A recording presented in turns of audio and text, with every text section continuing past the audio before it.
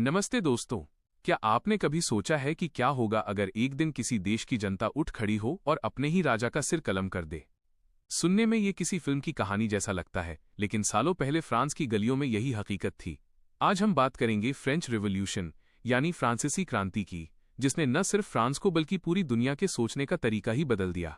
ये कहानी शुरू होती है 1780 के दशक में, जब फ्रांस का समाज 3 हिस्सों में बटा हुआ था। एक तरफ थे चर्च के लोग और रईस खानदान, जो मजे की जिंदगी जी रहे थे और कोई टैक्स नहीं देते थे।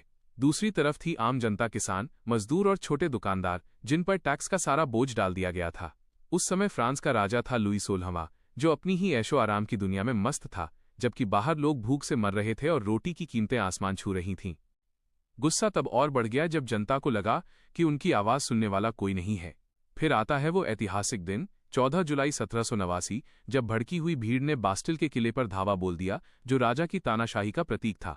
यहीं से शुरुआत हुई उस क्रांति की जिसने लिबर्टी, इक्वालिटी और फ्रेटर्निटी यानी स्वतंत्रता, समानता और भाईचारे का नारा दिया।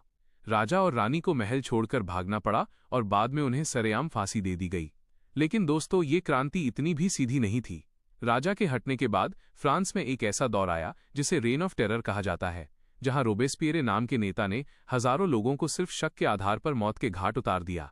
अंत में हालात इतने बिगड़ गए कि एक युवा सेनापति ने इस उथल पुथल का फायदा उठाया और खुद को फ्रांस का सम्राट घोषित कर दिया, जिसे आज हम नेपोलियन बोनापार्ट के नाम से जानते हैं।